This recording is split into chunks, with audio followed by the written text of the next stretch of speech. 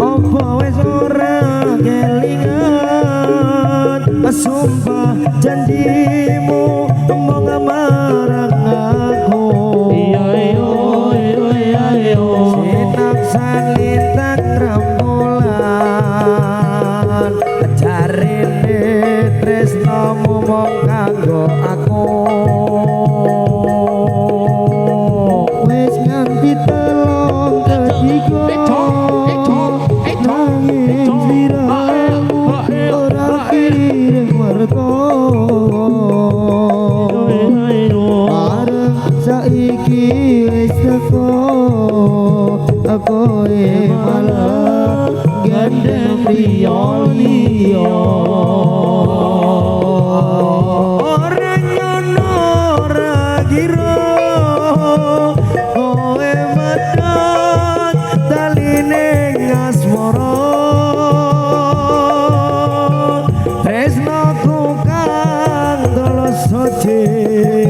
rambok dago malam boblen jadi apa pancen wis nasibku kudu pisan karo sliramu nadyan bedro ning ati nanging aku ra bisa muncati lilo atiku wis lilo najan baden ku keloro-loro sing sabar nanging aku ayo bawa doe gotane atiku wis kau baca tresno ora nyono ora ngiru kowe medhot daline asmara renaku tulus kang suci rambut joko malam boblit jadi apa pancen wis nasibku kudu bisa marang sliramu dana bedro ning ati nanging aku ora bisa muncati iyo pasti Gus Dewedo tak sapa janjimu mengamarang aku sinaksan lintang rembulan jarine tresnamu mong kanggo aku wis nganti sawer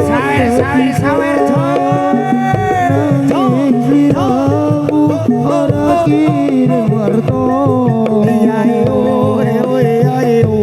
bareng saiki wis teko aku malah gandeng priyo liya ora nyono ora ngira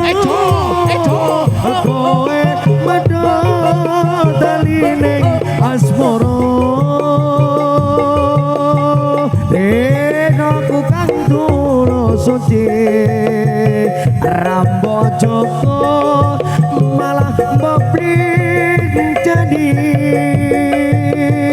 apa pancen wis nasibku kudu pisan marang sliramu nadyan bedro ning ati nanging aku ra bisa ngoncati